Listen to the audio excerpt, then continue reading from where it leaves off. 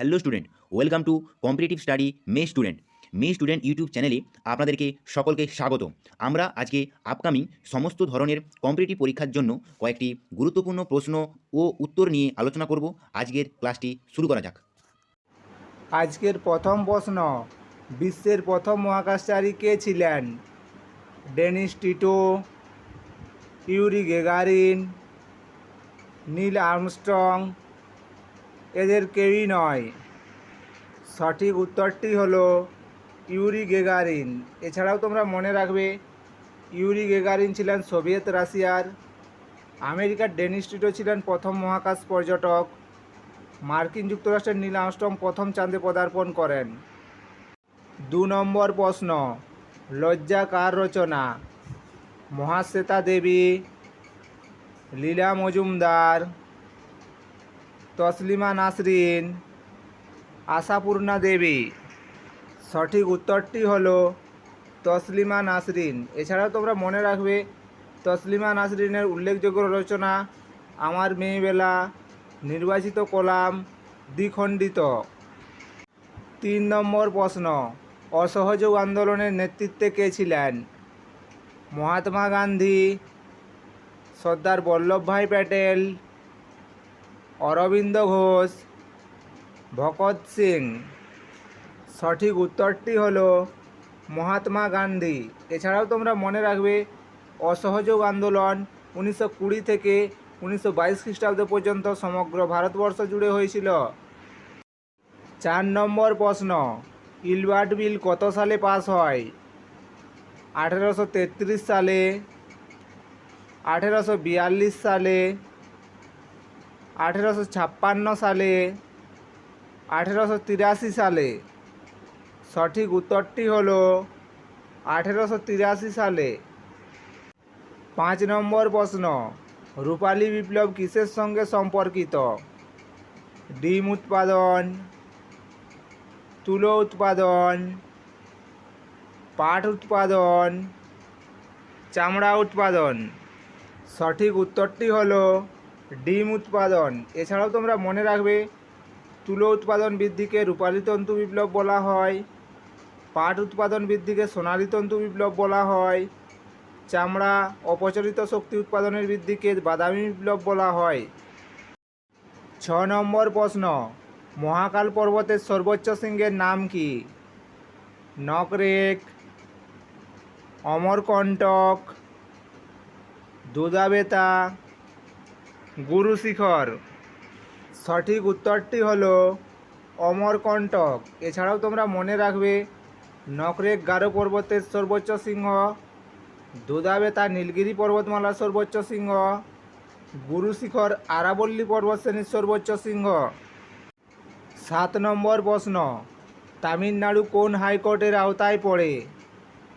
Madras high court, Kolkata high court, Kerala high court, Bombay high court. সঠিক উত্তরটি হলো মাদ্রাজ হাইকোর্ট। 8 নম্বর প্রশ্ন, বিজয়নগর স্টিল প্ল্যান্ট কোন পঞ্চবার্ষিকী পরিকল্পনার সময় গড়ে উঠেছিল? দ্বিতীয়, তৃতীয়, চতুর্থ, পঞ্চম। সঠিক উত্তরটি হলো চতুর্থ। 9 নম্বর প্রশ্ন, ইলেকট্রনিক্সের ভিত্তি পরিমাপক যন্ত্রের নাম কি? Capacitor, pyrometer, viscometer, diode. সঠিক উত্তরটি হলো ডায়োড। এছাড়াও তোমরা মনে রাখবে ক্যাপাসিটার তড়িৎ শক্তি সঞ্চয় পরিমাপক যন্ত্র, পাইরোমিটার উচ্চ উষ্ণতা পরিমাপক যন্ত্র, ভিস্কোমিটার সান্দ্রতা পরিমাপক যন্ত্র। 10 নম্বর প্রশ্ন, কার্নালাইট কোন ধাতুর আকরিক? সোডিয়াম, ম্যাগনেসিয়াম, তামা, জিঙ্ক। সঠিক উত্তরটি হলো ম্যাগনেসিয়াম। এছাড়াও তোমরা মনে রাখবে ম্যাগনেসিয়ামের আকরিকগুলি হলো ম্যাগনেসাইট, ডোলোমাইট প্রভৃতি। 11 নম্বর প্রশ্ন, নিম্নলিখিত কোনটি গুরু মস্তিষ্কের কাজ?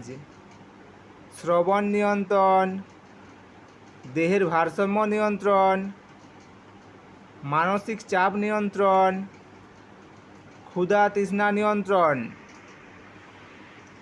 সঠিক উত্তরটি হলো শ্রবণ নিয়ন্ত্রণ।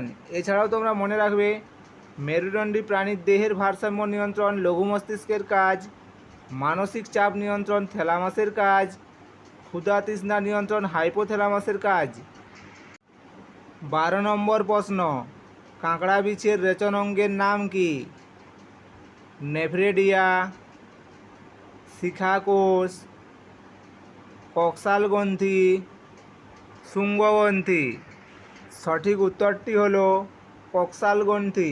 এছাড়াও তোমরা মনে রাখবে নেফ্রেডিয়া কেঁচো যোগ এমফিওক্সাসের রেচন অঙ্গ, শিখাকোষ বা ফ্লেম কোষ ফিতাকৃমির রেচন অঙ্গ, শুঙ্গ গ্রন্থি বা সুবোজ গ্রন্থি চিংড়ির রেচন অঙ্গ।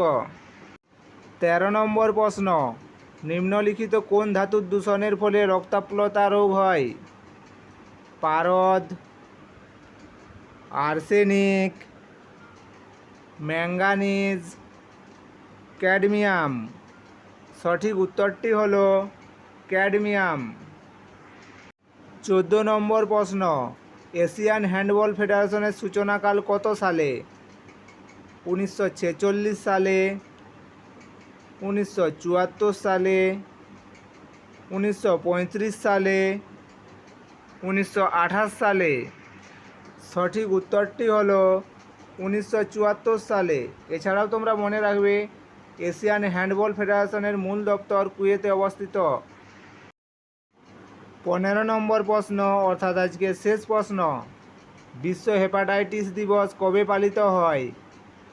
28শে জুলাই, 10ই অক্টোবর, 14ই নভেম্বর, 18ই ডিসেম্বর। সঠিক উত্তরটি হলো 28শে জুলাই।